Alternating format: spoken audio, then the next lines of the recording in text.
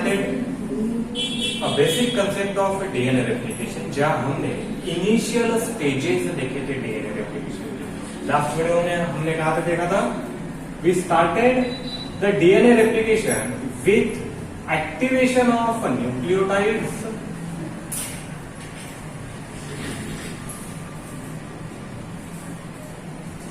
जो भी न्यूक्लियोटाइड्स यहाँ पर एक नया डीएनए का स्ट्रैंड तैयार करेंगे, formation of a entire new DNA strand. So this activation of nucleotide we have deoxy ribose,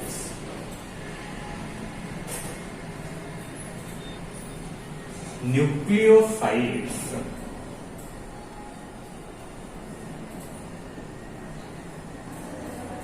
okay, these deoxyribonucleosides initially get converted to deoxyribose nucleotides, and the conversion of these deoxyribose nucleotides, इसके बाद ये जो deoxyribose nucleotide यहाँ पर हमें तैयार होते हुए दिखाई देते हैं, ये सभी deoxyriboneucleotide हमने देखा था कि इनके मोनोफॉस्फेट फॉर्म में प्रेजेंट है, present in their monophosphate form, and from this monophosphate form all these nucleotides are get converted into their triphosphate form. So we have deoxyribonucleotide monophosphate, 4 different types. We have D-adenosine monophosphate, then D-cytosine monophosphate, D-guanine monophosphate, and D-cytidine monophosphate. ये सभी हमने last time देखे थे, ठीक है। And with the help of a specific enzyme, that is enzyme phosphorylase, the most important one, the enzyme phosphorylase, this deoxyribose nucleotide from their monophosphate form get converted to deoxyribose nucleotides triphosphate. The important conversion, कौन से form में convert हो रहे हैं यहाँ पर? They are getting converted into triphosphate form, and this particular conversion, the conversion of monophosphate into triphosphate, is carried out by enzyme phosphorylase by using adenosine triphosphate, that is ATP. Metabolic energy is required from where 2 phosphate groups are obtained. यहाँ पर ये जो ATP का molecule है जिसे हम metabolic energy कहते हैं, इस मेटाबॉलिक एनर्जी से 2 फॉस्फेट ग्रुप ऑब्टेन किए जाएंगे और इनमें से हर एक nucleotide, like this deoxy adenosine monophosphate get converted into deoxy adenosine triphosphate.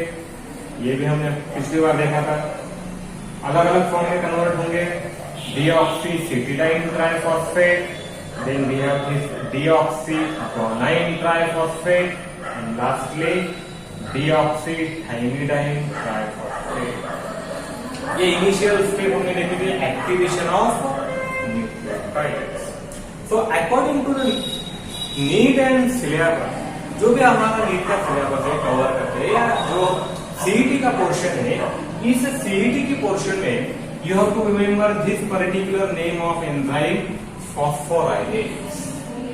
ठीक है, काफी बार क्वेश्चन आएगा that the enzyme which convert this nucleotide monophosphate into nucleotide triphosphate by using ATP before the initiation of a replication process.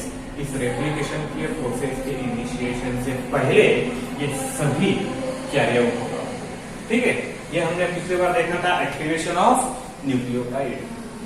अब ये जो first step है, after this particular activation step, the complete process of DNA replication is now divided into 3 main phases.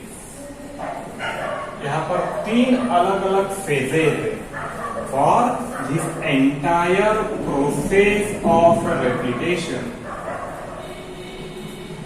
and all these three process, ये जितने भी तीन अलग अलग प्रोसेस है, like first one we have the initiation process, second elongation process, and the third one termination process.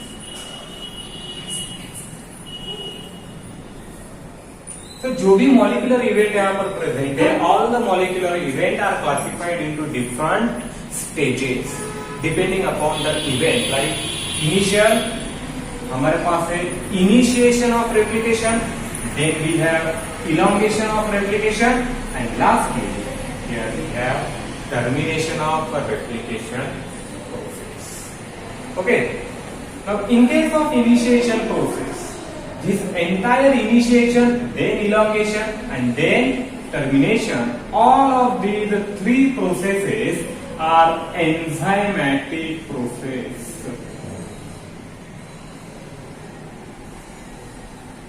क्योंकि इनमें से हर एक प्रोसेस कैरी करने के लिए अलग अलग टाइप के एंजाइम रिस्पॉन्सिबल है, फिर चाहे ये इनिशिएशन है, चाहे इलोंगेशन है, या फिर चाहे टर्मिनेशन की प्रोसेस. ठीक है, एक्टिवेशन ऑफ न्यूक्लियोटाइड हमने देखा है. उसके बाद जो भी स्टेजेस अभी आएंगे न्यूक्लियोटाइड पूल में, जो न्यूक्लियोटाइड एक्टिवेट होंगे, after that we have to start this process by the initiation of replication, first phase. हम यहां से इसे लर्न करना शुरू करेंगे. ओके, तो पहले क्या है हमारे पास, the first phase in a replication is the process of initiation. Now we have to see, we will deal with how this process of replication takes place. ये complete replication की process occur किस तरह से होती है. So we have this type of DNA molecule, a double-stranded helical structure of DNA where two strands are coiled around each other, where their nucleotides are linked with each other by means of phosphate bond. जो भी phosphodiester bond है, इस phosphodiester की bond से ये सभी nucleotide एक दूसरे से लिंक्ड है. एक पर्टिकुलर स्ट्रैंड में, यहां पर हमारे पास दो अलग अलग स्ट्रैंड है डीएनए के. This one 5 prime, ठीक है, and 3 prime, 3 prime, 5 prime. और डीएनए के स्ट्रैंड की एक पर्टिकुलर प्रॉपर्टी यहाँ पे प्रेजेंट है. We have the complementary strands of DNA. जो भी डीएनए के स्ट्रैंड्स है, ये सभी स्ट्रैंड्स एक दूसरे से complementary रहेंगे. Both the strands of DNA are complementary to each other. That is from 5 prime to 3 prime direction, and again from 5 prime to 3 prime direction. Runs in opposite direction are always complementary to each other in terms of their nucleotide sequence. जो भी उनका nucleotide sequence रहेगा इस strand में, ये nucleotide sequence हमेशा complementary रहेगा.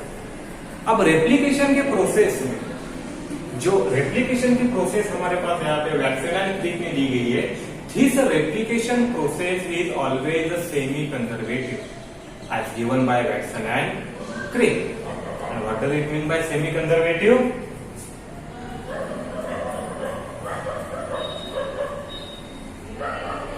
This semi-conservative mode of DNA replication. Semi-conservative means when any type of a DNA molecule get replicate, जब भी कोई भी टाइप का DNA molecule यहाँ पर replicate होगा, we get a newly synthesized DNA molecule.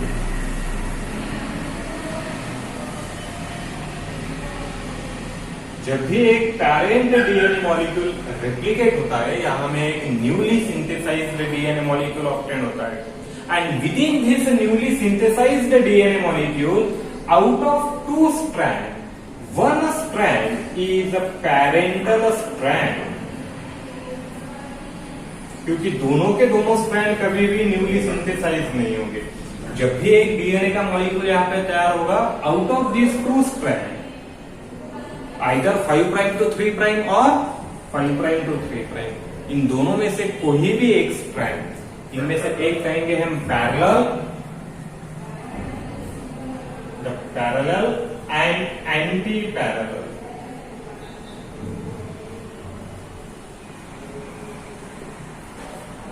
ठीक है, coding and non coding strand of DNA. So out of these 2 strands, only 1 strand remain parental and other strand is newly formed or newly synthesized. ये बात हमेशा आप लोगों को याद रखना है, इसे अच्छे तरीके से समझना है कि दोनों के दोनों स्ट्रैंड डीएनए में कभी भी नए तरीके से तैयार नहीं होंगे।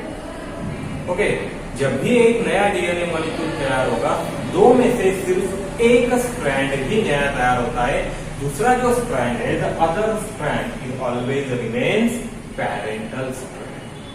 ओके, ये कभी भी चेंज नहीं होगा, सिर्फ एक स्ट्रैंड ही नया बनेगा, दूसरा स्ट्रैंड जो ओरिजिनल डीएनए मॉलिक्यूल में प्रेजेंट है वही प्रेजेंट रहेगा। यही हम यहाँ पर समझेंगे कि कैसा होता है, starting with the process of initiation. अभी this initiation process requires the role of first important enzyme which is called as helicase enzyme. अब आपको यहाँ पे ये नाम अच्छे तरह से मेमोराइज करने हैं। सबसे पहला एंजाइम जो एक्ट होगा, the first enzyme is helicase enzymes. Commonly these enzymes are called as DNA helicase. क्या कहते हैं कॉमनली इस एंजाइम को? डीएनए हेलिकेज एंजाइम कहते हैं। And this particular DNA helicase enzyme carry out unwinding of DNA strand. जो भी DNA का डबल हेलिकल स्ट्रक्चर है या जो डुप्लेक्स फॉर्म में प्रेजेंट है यहां पर DNA,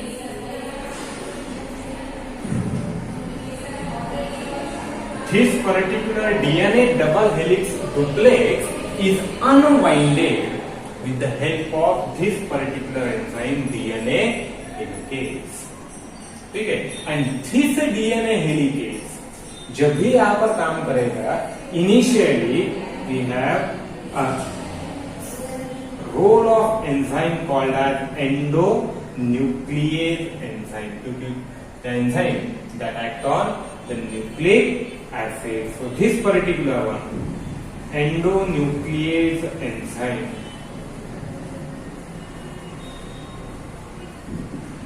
This endonuclease enzyme bring a small cut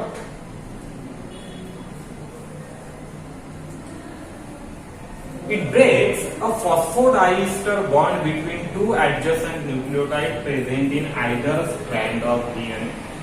इन दोनों में से किसी भी एक स्ट्रैंड जहां न्यूक्लियोटाइड एक दूसरे से, हम जानते हैं डीएनए के स्ट्रक्चर में हमने 11 में स्टडी किया था that nucleotides are always linked with this particular phosphodiester bond. ठीक है, तो यहाँ पर ये जो इनिशियल एंजाइम है हमारा which is required for the activity of helicase enzyme, helicase enzyme को अपनी एक्टिविटी शो करने के लिए सबसे पहले हेल्प लगेगी इस डीएनए एंडोन्यूक्लियेज एंजाइम की। तो this endonuclease enzyme carry out cut in double stranded DNA.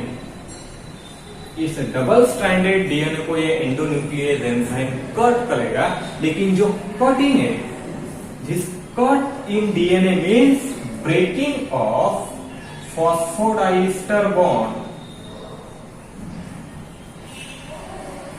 क्या ब्रेक करना है यहाँ पर?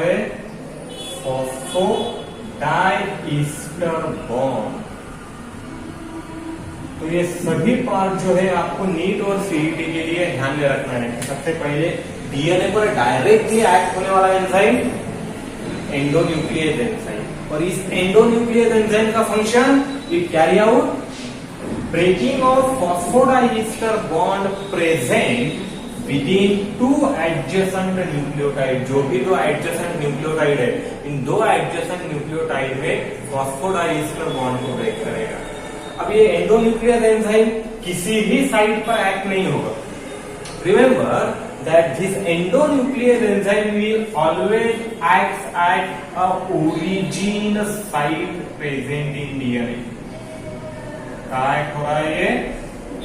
Only in the origin site, जैसे हमने लास्ट वीडियो में देखा था।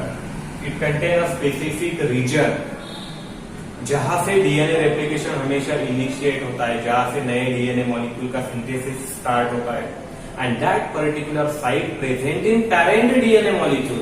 उस पेरेंट डीएनए मॉलिक्यूल में प्रेजेंट रहने वाले इस पर्टिकुलर साइट को कहा था हमने origin site, that is origin of replication. Prokaryotic DNA में सिर्फ एक origin of replication site present होती है, यूकैरियोटिक डीएनए में multiple origin of replicating sites present होती है। ओके, और यहाँ पर हमने एक पर्टिकुलर सीक्वेंस भी देखा था, a particular sequence which is called as autonomic replicating sequence. ये नाम आपको याद रखना है अच्छी तरीके से, very important as per your need and CET point of view in relation with the initiation part of replication। replication का जो भी initiation part है, यहाँ पे questions common रहेंगे। that endonuclease enzyme will act on the origin site, और origin site में जो भी autonomic replicating sequence है, this autonomic replicating sequence जहां पर भी present है within this particular origin site, prokaryote में सिर्फ एक पर्टिकुलर लोकेशन में प्रेजेंट है, यूकैरियोट्स में मोर देन वन लोकेशन में प्रेजेंट है। Within this site this endonuclease enzyme now break down this bond by the action of this enzyme. Endonuclease enzyme की action की वजह से ये फॉस्फोडाइईस्टर बॉन्ड यहाँ पर ब्रेक होगा। अब जैसे ही एक फॉस्फोडाइईस्टर बॉन्ड ब्रेक हो जाएगा किसी भी एक स्ट्रैंड में, the continuity of strand is disturb. ठीक है, इस कंप्लीट डीएनए मॉलिक्यूल में ये दोनों स्ट्रैंड कंटिन्यूअस है, अपोजिट डायरेक्शन में रन हो रहे हैं, लेकिन जैसे ही ये एंडोन्यूक्लियस एंजाइम इनमें से किसी भी एक स्ट्रैंड को ब्रेक करेगा, उस स्ट्रैंड की कंटिन्यूटी यहाँ पर ब्रेक हो जाएगी। And here it result in temporary unwinding of strand। यहाँ पर डीएनए का मॉलिक्यूल जो है ये टेम्पररी अनवाइंड हो जाएगा। इस तरह से it becomes temporary linear like this। तो यहाँ पे हमारे पास है जहां पर कट हुआ है ये डीएनए मॉलिक्यूल एक पर्टिकुलर साइट पे। Okay, so we have this type of linear arrangement within the DNA molecule due to the action of endonuclease enzyme। और एक बार once the endonuclease enzyme carry out this breaking of phosphodiester bond, जैसे ही ये endonuclease enzyme ये phosphodiester bond को break down करेगा, it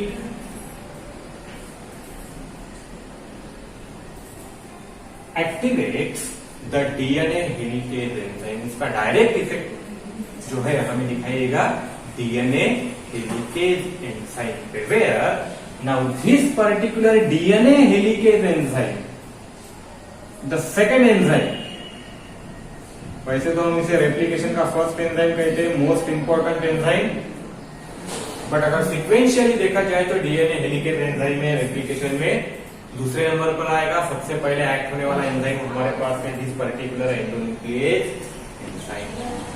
and this DNA helicase enzyme, इसका function क्या कहा है हमने? Unwinding of DNA double helical duplex. ये जो डबल हेलिकल स्ट्रक्चर है इस पर्टिकुलर डीएनए का, इस डीएनए डबल हेलिक्स को अनवाइंड करना।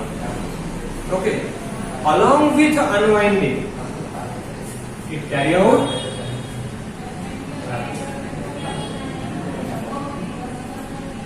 Unwinding of strands. जो भी डबल स्ट्रैंडेड डीएनए मॉलिक्यूल है, इस डबल स्ट्रैंडेड डीएनए मॉलिक्यूल में जो दो स्ट्रैंड प्रेजेंट है, इन दोनों स्ट्रैंड्स को अनवाइंड करना। अगर दो स्ट्रैंड अनवाइंड हो गए तो वो लीनियर हो जाएंगे। क्या होंगे वो? Linear, like this one. Both the strand now appears as the linear strand, something like this.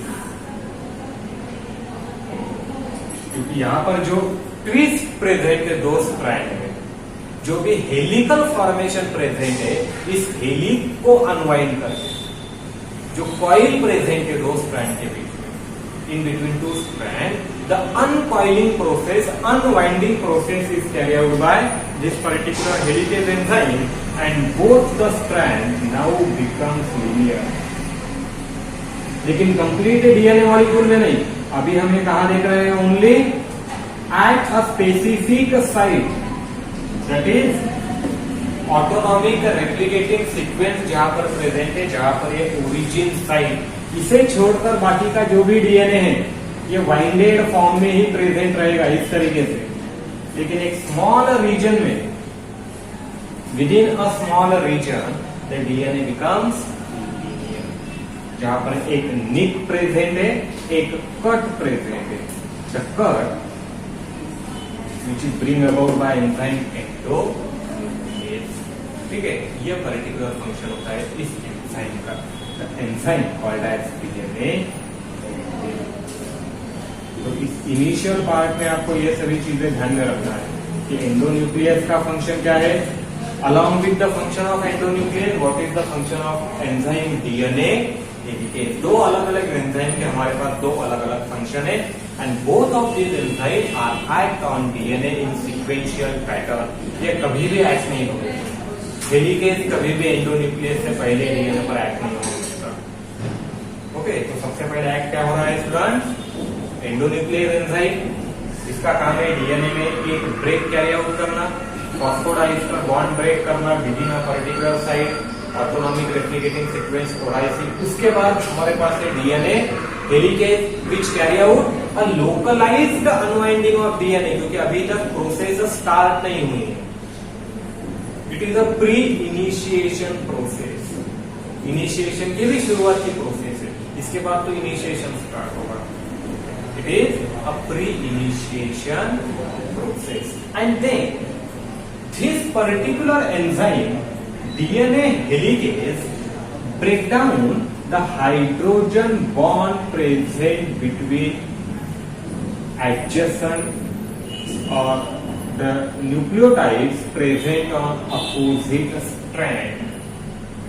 We know that the nucleotides are paired with each other in specific pattern. That adenine is always paired with thymine and cytosine is always paired with guanine। और ये जो pairing है, this pairing express bye means of hydrogen bonds, a hydrogen bonding where adenine and thymine are paired with each other by means of two hydrogen bonds, cytosine and guanine are paired by means of three hydrogen bonds। अब यहां पर ये जो DNA helicase है, this DNA helicase moves in particular direction। DNA helicase एक specific direction में move करेगा, either in ascending or descending direction, upward और lower direction। प्रोकैरियोट्स में सिर्फ एक ही डायरेक्शन में मूव करेगा, यूकैरियोट्स में ये दोनों डायरेक्शन में मूव कर सकता है। एक तो इस डायरेक्शन में मूव करता है ये डीएनए हेलिकेज एंजाइम, या फिर इस डायरेक्शन में मूव करेगा। अगर यूकैरियोटिक डीएनए मॉलिक्यूल की हम बात कर रहे हैं तो, अगर प्रोकैरियोटिक डीएनए मॉलिक्यूल है उस केस में this particular DNA helicase enzyme will move in only one particular direction. उसे हम कहते हैं डायरेक्शन ऑफ रेप्लिकेशन।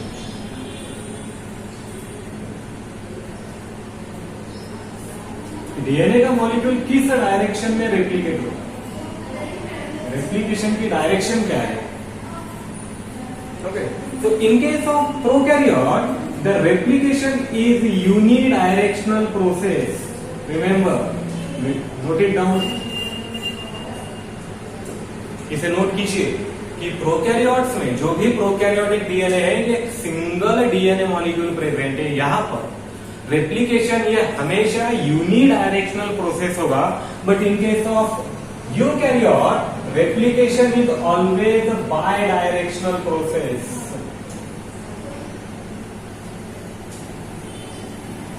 क्या है यहाँ पर रेप्लिकेशन है हमेशा बाय डायरेक्शन, दो अलग अलग डायरेक्शन में और इन अपोजिट डायरेक्शन। सिर्फ बाय डायरेक्शन नहीं, ये बाय डायरेक्शनल कैसा है, विच ऑकर इन अपोजिट डायरेक्शन, जो अपोजिट डायरेक्शन में कैरियर होगा, रिवर्स डायरेक्शन में कैरियर होगा। तो यहाँ पर नेचुरली प्रोकैरियोट में सिर्फ कुछ मॉलिक्यूल डीएनए हेलिकेज के बाइंड हो गए, यूकैरियोट में multiple molecule of DNA helicase will bind with each other. ठीक है, अब इसके बाद this particular enzyme DNA helicase जो इस रीजन में बाइंड है, ऑटोनॉमिक रेप्लिकेटिंग सीक्वेंस के रीजन में बाइंड है, जिस भी डायरेक्शन में मूव करेगा, when it moves along a particular direction in the vicinity of DNA molecule, ये डीएनए मॉलिक्यूल के बाहर से मूव नहीं करता है, it moves with in the vicinity of DNA molecule.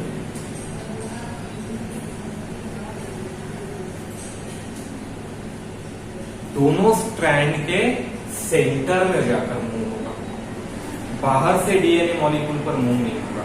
Endonuclease it will act on DNA molecule from outside, दोनों strand के बाहर से डीएनए मॉलिक्यूल पर एक्ट होगा, वहां पर एक स्ट्रैंड को कट करेगा, but helicase enzyme will act in the vicinity of DNA molecule. ये वर्ड भी आपको अच्छी तरह से आए। इसके बाद जो भी हमारा एंजाइम रहेंगे, all these enzyme will act with in the vicinity, that is the internal part of DNA. ये दोनों स्ट्रैंड के सेंटर में जाके आएगा इन अ पर्टिकुलर डायरेक्शन, किसी भी एक specific direction. So here when this DNA molecule moves along the length of DNA, ये डीएनए की जितनी भी लेंथ है, ओके, जहां तक भी ये डीएनए हेलिकेज मूव करेगा, जैसे जैसे ये एक डायरेक्शन में मूव करते जाएगा, it carry out the breakdown of these hydrogen bonds present between nucleotides present on the opposite strand. इन दोनों स्ट्रैंड पे जो भी हाइड्रोजन बॉन्ड्स है, इन हाइड्रोजन बॉन्ड्स को एक दूसरे से ब्रेक करने का काम कौन करता है, ये डीएनए हेलिकेज करता है। And due to the breaking of hydrogen bonds here the nucleotides which are present on opposite strand, इस पर्टिकुलर अपोजिट स्ट्रैंड में जो भी न्यूक्लियोटाइड है, initially all these nucleotides are paired with each other, but due to the activity of DNA helicase, जैसे जैसे ये DNA helicase एक direction में मूव करते जाएगा, the part of DNA strand get unwinded. यहाँ पर हाइड्रोजन बॉन्ड्स धीरे धीरे ब्रेक होते जाएंगे, and this breaking of hydrogen bond will now result in unpairing of nitrogen bases. जो भी नाइट्रोजन बेसेस प्रेजेंट है, प्यूरिन्स और pyrimidines अपोजिट स्ट्रैंड पे, which were initially binded with each other। Normal DNA के strand में एक दूसरे के साथ बाइंड होते हैं, लेकिन हेलिकेज की एक्टिविटी की वजह से as it move along this direction, और ये कंटिन्यूअसली मूव होता जाएगा throughout the length of DNA molecule. फिर चाहे वो सर्कुलर फॉर्म में प्रेजेंट हो या चाहे ये डीएनए मॉलिक्यूल लीनियर फॉर्म में प्रेजेंट हो, this DNA helicase move along the length of DNA molecule, and as जैसे ही ये हाइड्रोजन बॉन्ड यहाँ पर ब्रेक होते हैं, these two strands eventually get separated from each other. सबसे मेन फंक्शन जो है इसका, इस पर्टिकुलर ऑटोनॉमिक रेप्लिकेटिंग सीक्वेंस में separation of two strands from each other.